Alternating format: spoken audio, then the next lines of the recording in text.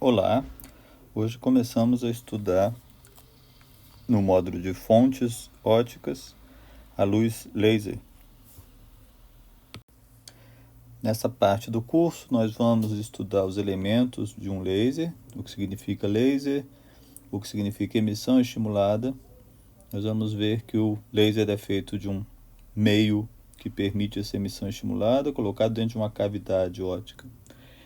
Nós vamos ver que a luz, além de ser bastante pura do ponto de vista espectral, ela tem a característica de coerência. Vamos ver que característica é essa e por que ela é importante. Naturalmente vamos estudar quais são os tipos de laser e as suas aplicações e finalmente voltamos ao diodo emissor de luz, mas agora o diodo emissor de luz laser, que tem grande aplicação nas comunicações óticas. Bom, laser é uma sigla do inglês, significando amplificação de luz por meio da emissão estimulada de radiação. Então, o laser é um amplificador luminoso. Assim como existem amplificadores eletrônicos, ele é um amplificador de luz. A característica do laser, ele atinge potências muito elevadas. Então, na visão leiga, de onde vocês podem ter ouvido falar de laser, como uma fonte de luz muito poderosa, né? Pode ser usada como arma, inclusive, tanto na ficção quanto na realidade. Ela tem essas características que nos interessam muito de pureza espectral e de coerência. As aplicações são muitas na área médica, por exemplo, na área de comunicações. Nós vamos ver um pouco disso.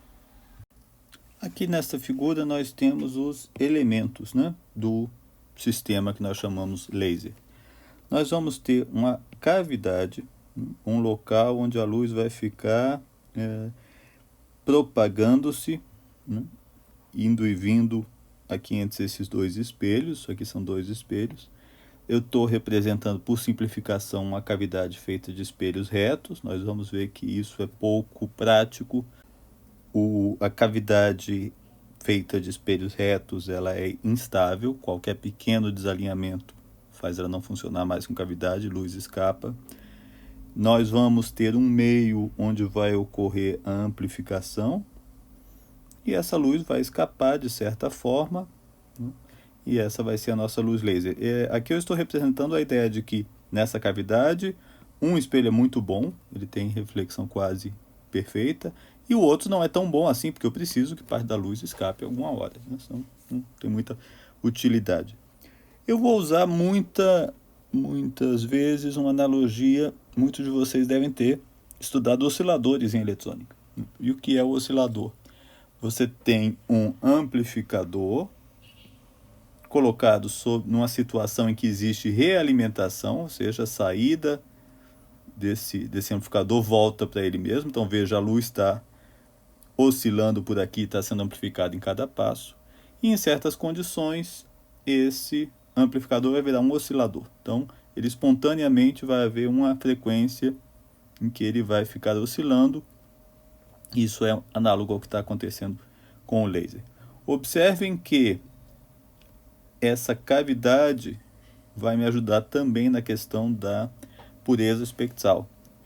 A luz que sai daqui, ela necessariamente vai ter comprimento múltiplo de 2D, onde D é aí o tamanho dessa cavidade, né? Porque a luz, em outros comprimentos de onda que não satisfazem essa condição, ela vai sofrer interferência. Como essa luz vai ser coerente, ela vai sofrer o fenômeno da interferência. E isso vai fazer então com que o laser ele só possa oscilar em frequências muito bem definidas. Bom, começamos então a detalhar algum desses elementos, né? O primeiro elemento que nós vamos detalhar é, na aula de hoje, o amplificador. Mas para entender como é que funciona a amplificação, precisamos entender primeiro como é que funciona o fenômeno contrário, a atenuação. Então vamos imaginar um fluxo óptico F passando por um pedaço do material, é uma fatia dl, né, pequena de um certo material. Uma fração desse fluxo vai ser absorvida pelo material, certo? Então vai sair aqui um F mais dF, no caso aí da absorção, isso aqui, esse dF vai ser negativo, né? O fluxo vai ser perdido por absorção. Eu vou fazer uma analogia fenomenológica, né? Bastante simplificada, mas ela vai funcionar bem para os nossos propósitos. Eu vou dizer que esse fluxo vai ser absorvido de uma forma que é proporcional à fração da área transversal preenchida por átomos absorvedores. Eu estou representando aqui certos átomos que são capazes de absorver esse fluxo luminoso. Então, imagina-se aí de uma forma bastante simplificada, a fração dessa área transversal aqui, que é feita por esses átomos, vai me dar a fração de fluxo que será perdido. De novo, né? Eu estou fazendo uma analogia.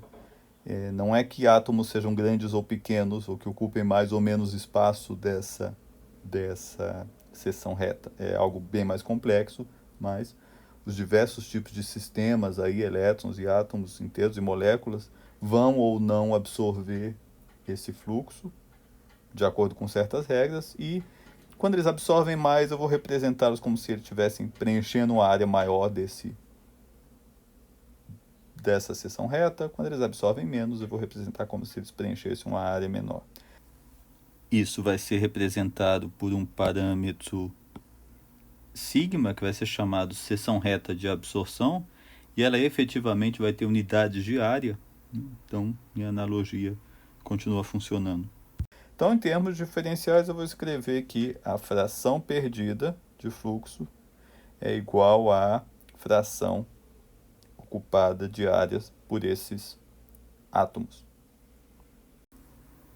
Bom, nessas condições, vamos supor que N1 é a densidade desses átomos capazes de absorver o fluxo óptico por unidade de volume. O volume dessa fatia vai ser a área transversal A vezes dl. Cada átomo, então, ocupa uma fração dessa área, né, sigma, essa seção reta de absorção, representando aí o quanto eles conseguem absorver, mas no caso aqui representando essa fração de área que é tomada pelo átomo nesse meu modelo fenomenológico. Então, nesse caso, o elemento diferencial de área é, então, a minha área A vezes essa seção transversal vezes o dl. E a equação fica, então, dF sobre F menos N1 sigma dl. Integrando essa equação diferencial, eu vou prever, então, a queda exponencial do valor inicial do fluxo que incide na superfície, caindo exponencialmente com a distância ou espessura L. Agora, apresentando esse fenômeno da emissão estimulada, que vai ser o que vai permitir a amplificação, gostaria de relembrar dois fenômenos que nós já estudamos na nossa revisão de mecânica quântica. Já usamos isso para explicar algumas fontes ópticas e o LED, né? Existe a possibilidade, então, de um fóton incidente, com energia Hν, faltou o nu aqui, vamos colocar o nu, energia Hν, ser absorvido,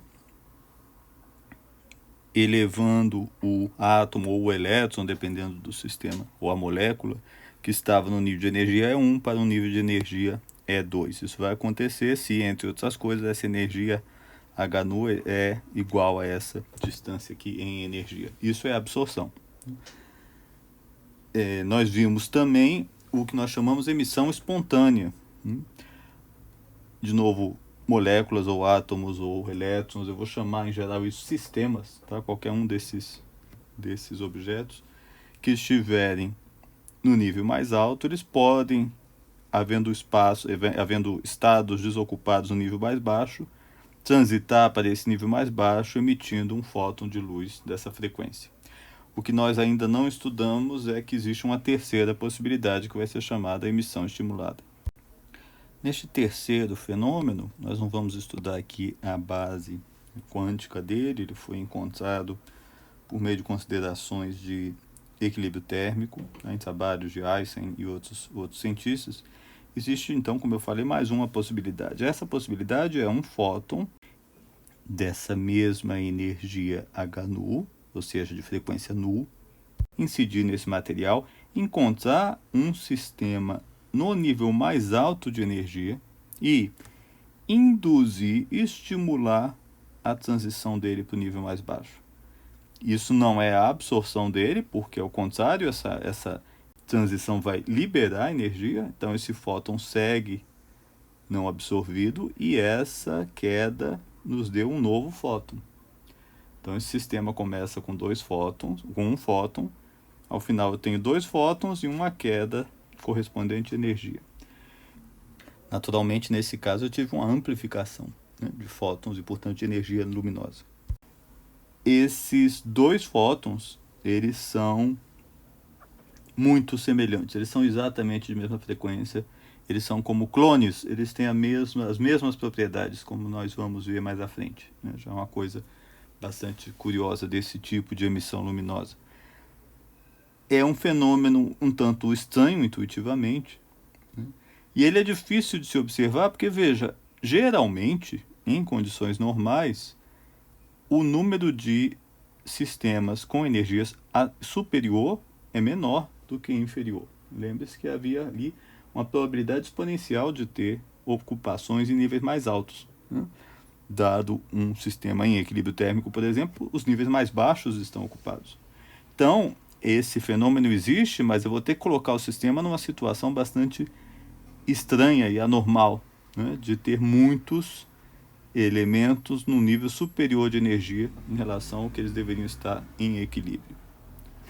Finalmente, deve-se observar, e eu não estou provando isso para vocês, mas as probabilidades envolvidas são as mesmas da absorção, ou seja, é igualmente provável o fóton incidir e ser absorvido, como ele incidir e estimular a emissão.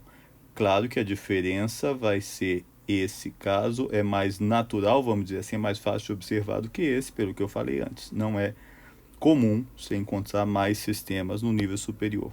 Mas a probabilidade, que vai ser a origem daquele nosso fator sigma, lá na nossa conta, é a mesma. Agora nós combinamos os 2 efeitos e eu vou incluir, além daquela absorção que me dava uma queda exponencial de fluxo óptico ao longo da propagação pelo meio, eu agora vou incluir a possibilidade da emissão estimulada e naturalmente ela vai me dar pelo mesmo raciocínio e pelo fato que aquelas probabilidades são as mesmas, então vai ter o mesmo fator sigma aqui, um aumento exponencial de fluxo óptico ao longo da propagação. Então observe que aparece aqui aquilo que eu já falei, porque que não é comum ver essa amplificação, porque para que de fato haja aumento geral do fluxo óptico, eu tenho que ter N2 maior que N1, ou seja, mais sistemas no nível de energia mais alto em comparação ao nível de energia mais baixo. Esse fenômeno bastante fora do equilíbrio, praticamente o contrário do equilíbrio, né? Não poderia estar mais longe do equilíbrio, é chamado inversão. Então, só existe amplificação se eu conseguir primeiro colocar o material em inversão. Claro que eu vou gastar energia para isso, e não chega a ser surpreendente, essa energia que eu vou ganhar na amplificação não vem do nada, né?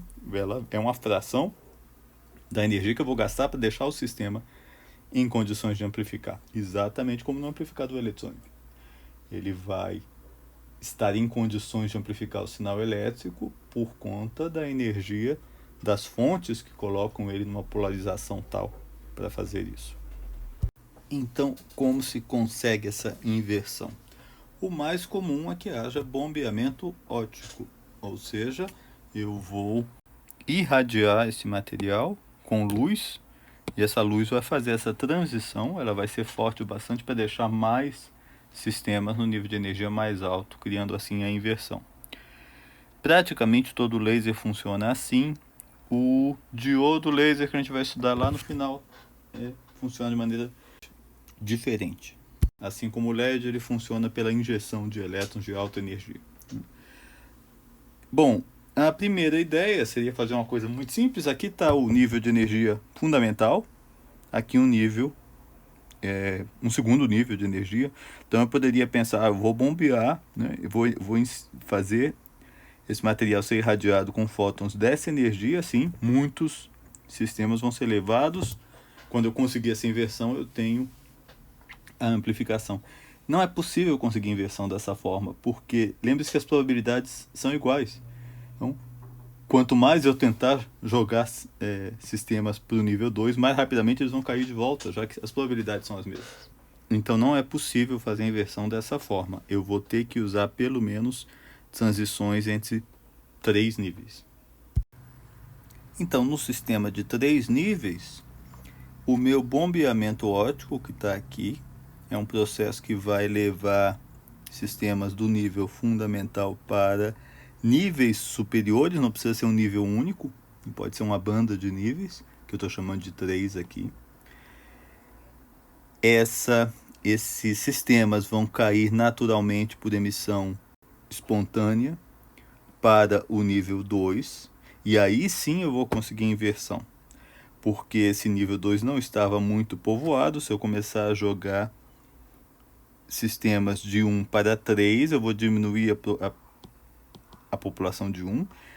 Por emissão espontânea, eu vou aumentar a população de 2. Agora eu estou conseguindo fazer as duas coisas que me levam à inversão. É possível, desde que a transição natural espontânea de 2 para 1 não seja muito rápida, senão vai acontecer o mesmo problema de novo. Assim que eu chegar em 2, ele cai para 1 de novo, eu não consigo essa inversão. Então ele tem que cair rapidamente, espontaneamente, de 3 para 2, ficar um certo tempo aqui, né? E aí nesse caso eu vou conseguir a inversão, vou conseguir mais sistemas no nível 2 que no nível 1, e aí eu tenho então a possibilidade da emissão estimulada. Aqui então as taxas são WP para o bombeamento óptico, tá? Isso é quantas vezes por segundo eu tenho a possibilidade de jogar algum sistema para o nível de cima. Então N1WP vai ser o número de sistemas por segundo. Lembrando, eu estou chamando de sistemas porque eles podem ser átomos mais excitados em certos sólidos ou gases, eles podem ser íons, eles podem ser elétrons, podem ser moléculas inteiras. Nós estamos chamando isso tudo de uma maneira meio vaga de sistemas. Essa transição 3 para 2 vai ser muito rápida. Eu vou, inclusive, nas contas que a gente vai fazer, desprezá-la. Ela é quase instantânea. E aqui de 2 para 1 tem uma série de coisas acontecendo. Continuo tendo a possibilidade da absorção, ou seja, um fóton com essa energia levar sistemas do nível 1 para o nível 2. Existe a possibilidade da emissão estimulada, W21. Lembre-se que W21 e W12 na verdade são as mesmas, né? São as mesmas probabilidades. E existe a possibilidade da emissão espontânea, continua acontecendo com taxa A21N2. A gente vai trabalhar com todas essas taxas. Vamos então trabalhar as equações para esse laser de 6 níveis por bombeamento óptico. Então, vou chamar de N1 e N2 a densidade de átomos ou elétrons nos níveis E1 e E2. Isso é dado por unidade de volume. Nós não vamos considerar sistemas no nível E3, porque nós vamos considerar que a queda espontânea para 2 é muito rápida, comparada às outras, então N6 vai ser 0. E vamos estudar como que muda a população N2, né? Número de átomos ou de sistemas no nível 2. O que faz N2 diminuir? N2 diminui pela emissão espontânea, A21 vezes N2, A21 a probabilidade, N2 a quantidade, então por segundo, em média, A21N2 sistemas estão caindo do nível 2 para o nível 1, o que diminui a população N2. Ele cai pela emissão estimulada, é isso que me interessa, né? W21N2. E o que faz N2 subir? O bombeamento óptico de 1 para 3, que cai em seguida para 2 automaticamente, né? Em tempo zero, e a absorção de 1 para 2, certo? Então, essas são as taxas que governam a mudança da população N2 ao longo do tempo. Agora eu recupero aqui a informação de que aquelas probabilidades de emissão estimulada e absorção são as mesmas, portanto o W21 é o mesmo que o W12, e eu estou querendo o ponto de equilíbrio, ou seja, o que dN2dt seja zero, né? Em que ponto, de que maneira essa população N2 chega a um valor de equilíbrio. Fazendo essas contas, eu chego a essa equação aqui, WP mais W12 vezes N1 minúsculo, igual a W12 mais A21 vezes N2 minúsculo. Eu normalizei o número de sistemas em cada nível, né? Da seguinte forma, N1 minúsculo é o total em N1 sobre o total N1 mais N2. Ou seja, é a fração dos sistemas que estão no nível 1. Mesma coisa para N2 minúsculo, é a fração de todos os sistemas que estão no nível 2. Por último, eu defino mais uma variável n minúsculo igual a n2 menos n1 como inversão normalizada. É um número que varia entre menos 1 e 1. Se ele for menor que 0, não existe inversão. Eu tenho proporcionalmente mais sistemas no nível de baixo do que de cima. Se ele for maior que 0, existe inversão. Eu tenho mais sistemas no nível de energia maior. Calculando esse valor n, que me interessa, eu chego a essa expressão aqui. E para que haja inversão, n tem que ser maior do que 0. Desculpem aqui o errinho. Então, a condição para possibilidade de ganho é WP maior do que A21, ou seja, taxa de bombeamento maior do que a queda espontânea do nível 2 para o nível 1. Faz sentido, né? Se eu quero inverter e deixar mais gente no nível 2, eu tenho que estar mandando esses sistemas para cima mais rápido do que naturalmente eles cairiam de volta para baixo. Agora nós entendemos um pouco melhor o laser, já entendemos um dos constituintes, que é a amplificação. Então, essa caixinha amplificação aí é um meio, algum material, pode ser sólido, gasoso, dentro dessa cavidade que está sob inversão. Para que ele fique sob inversão, eu estou bombeando oticamente e, portanto, despendendo energia. Agora, surgem duas dúvidas, né? Mesmo havendo essa inversão, o que garante, faz começar essa emissão estimulada, né? Ela depende dela mesma, vamos dizer assim, né? Ela depende da existência de fótons naquela frequência. E a segunda pergunta é se esse sistema não vai me dar um ganho infinito, né? E acontecer alguma coisa de muito grave. Bom, de novo, vocês já estudaram esses dois problemas, quem estudou osciladores em eletrônica. O que vai criar essa densidade de fótons da frequência correta para acontecer a emissão estimulada? A própria emissão espontânea. A emissão espontânea, como o nome diz, vai acontecer naturalmente e dentro dessa cavidade, essa densidade de fótons vai aumentando a ponto de que a emissão estimulada comece a ser apreciável. Pode pensar como uma reação em cadeia. Um fóton existente nessa cavidade por emissão espontânea estimula um outro fóton, que vai estimular outro fóton, e assim por diante. Bom, e cada ciclo que a luz faça por dentro dessa cavidade, ela vai ficar aqui nessa trajetória cíclica, né? O fluxo luminoso é aumentado, né? É amplificado. Então, agora a outra parte, o que vai limitar esse sistema? Ele não vai chegar a infinito essa energia? É claro que não, né? Veja que o processo ele é autolimitante. Se por acaso a amplificação começar a aumentar demais, eu começo a despovoar a população N2 e a inversão cai, caindo a inversão cai a própria amplificação. Então, na verdade, o que vai acontecer, exatamente como oscilador em eletrônica, essa amplificação vai ser apenas a conta exata para compensar as perdas nessa cavidade. Então, na verdade, eu vou chegar num ponto de equilíbrio que não há nem ganho nem nem perda. Quais são as perdas dessa cavidade? Eu vou perder energia por absorção no espelho, apesar de ser um bom espelho, ele vai absorver alguma coisa.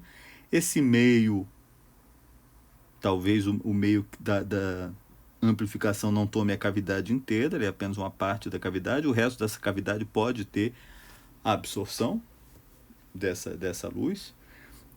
Eu preciso retirar a luz dessa minha cavidade, porque essa é a luz que vai sair, né, para o mundo exterior. Então isso é uma perda de energia da cavidade, a luz que eu mandei para fora. Então essas perdas vão ser exatamente compensadas pelo ganho e eu vou chegar numa situação de equilíbrio. Vamos estudar essa potência final em equilíbrio um pouco mais. Nós vamos ver que esse bombeamento óptico, o requisito dele em potência é bastante forte nos sistemas de 3 níveis. Então, muitas vezes eu não opero laser de modo contínuo, eu opero impulsos. Eu faço bombeamento, consigo um pulso de luz laser e começo de novo. Mas, para efeito de fazer umas contas e entender o que está acontecendo, vamos supor que eu consiga bombear continuamente e assim obter uma potência laser constante na saída, certo? Então, eu vou dizer que o laser está absorvendo uma potência de bombeamento óptico P. Veja, não é apenas a energia que eu estou jogando, a energia luminosa que eu estou jogando, mas a que está sendo efetivamente absorvida pelo sistema. Eu vou aproximar a potência de saída por essa conta aqui. Potência de saída, potência óptica, vezes nu 2,1 sobre nu P. Quem são essas frequências nu 2,1, nu P? Nu 2,1, evidentemente, é a frequência da emissão estimulada, que é, né, igual a diferença dos níveis de energia entre 2 e 1 dividido por H. E no P, a frequência do meu bombeamento óptico. Qual é a lógica por trás dessa afirmação? Todo sistema que eu citei por bombeamento óptico vai em algum momento resultar na emissão de um fóton de luz laser. Eu vou enviar esse sistema para o nível 3, ele vai cair para o nível 2, e do nível 2 ele vai ser estimulado a descer para o nível 1. Então, em número de sistemas por segundo, cada um que eu joguei para cima vai gerar um fóton de emissão estimulada. Mas observe que o número é igual, mas as energias não são. Porque eu tenho que jogar do nível 1 para um nível 3 de energia mais alta, e a emissão laser vai ser do nível 2 para o nível 1, uma frequência, portanto, uma energia mais baixa. Veja então que essa fração aqui vai ser menor do que 1. E a potência de saída é uma fração da potência por bombeamento óptico que eu coloco na entrada. Naturalmente, né? A energia não está sendo criada do nada. Na verdade, eu estou bombeando e transformando parte dessa energia em luz laser. Vamos então continuar nosso raciocínio. Nós vimos que a emissão laser ela é autolimitante, ou seja, assim que houver condição da inversão, começa a emissão estimulada e essa inversão não aumenta mais. Assim, em primeira aproximação, eu vou ter a inversão quando metade do total de sistemas estiver no nível 1. Essa é a minha primeira consideração. Então, eu vou dizer que essa potência de bombeamento vale o volume, já que nós estamos falando em densidades, vezes N0 sobre 2, onde faltou escrever, N0 é N1 mais N2, é o total de sistemas envolvidos, vezes a energia de cada fóton de bombeamento HNu. Além disso, eu vou invocar de novo aquele raciocínio que a gente fez. Para conseguir manter a inversão, eu tenho que bombear mais rápido do que os sistemas decaem espontaneamente do nível 2 para o nível 1, que é a 2,1. Assim, o mínimo que eu preciso de bombeamento é igual a 2,1. Fazendo essas substituições, eu chego, isolando a potência de saída, essa expressão volume, metade do número de sistemas no nível fundamental antes do bombeamento, taxa de emissão espontânea, energia do fóton de emissão estimulada. Apenas para dar um exemplo numérico, quando a gente for estudar os tipos de laser, nós vamos estudar o laser de Ruby, historicamente o primeiro laser sólido. Nele você tem um bastão de Ruby de dimensões como essa, 10 centímetros, com área transversal 1 centímetro quadrado, ou seja, um volume de 10 centímetros cúbicos de material. Olhando os parâmetros do material, os tempos de emissão e absorção, nós chegamos a, fazendo essas contas, 10 kW na saída. É um número bastante apreciável. Agora lembre-se, isso quer dizer que eu tive que jogar mais do que 10 kW na entrada por bombeamento óptico, bastante mais. Então, na verdade, como eu já havia avisado, o laser de Ruby é operado em impulsos e não continuamente. Fechando essa questão da amplificação e emissão estimulada, eu vou apresentar uma solução mais eficiente para esse problema da inversão, que é usar 4 níveis em vez de 3. Qual é o grande problema do sistema de 3 níveis? É que a transição laser acontece entre um nível citado e o nível base, o nível fundamental. O nível fundamental é o mais povoado que tem. Então, ficar trabalhando com essa inversão, eu tenho que esvaziar metade, como a gente acabou de ver, do nível fundamental. Isso é muita energia. O que eu posso fazer de maneira diferente? Eu uso, na verdade, 4 níveis. Eu bombeio para um 4º nível, existe uma rápida queda para esse nível, e a minha transição laser acontece entre o nível 3 e o nível 2. Certo? Qual é a grande vantagem disso? Esse nível 2 não está tão povoado. O que eu preciso é de inversão entre os níveis que eu quero fazer luz laser. Em situações de equilíbrio, esse não é o nível fundamental, então ele está muito menos povoado. Então é muito mais fácil conseguir a inversão e conseguir luz laser. Então, nesse tipo de sistema de 4 níveis, ele tem um requisito de potência, bombeamento óptico, níveis, ordens de grandeza abaixo daquela do sistema de 3 níveis. Então, é uma solução um pouco mais complexa, mas muito mais eficiente. Bom, isso é o que eu queria falar sobre emissão estimulada e amplificação. Nós vamos seguir estudando o sistema laser, agora falando da cavidade e da relação entre o ganho desse material invertido e a cavidade. A gente vai ver que formas que a luz vai poder se propagar nessa cavidade, quais desses modos podem ser amplificados por esse meio invertido. Esse é o nosso próximo estudo, na aula que vem. Muito obrigado.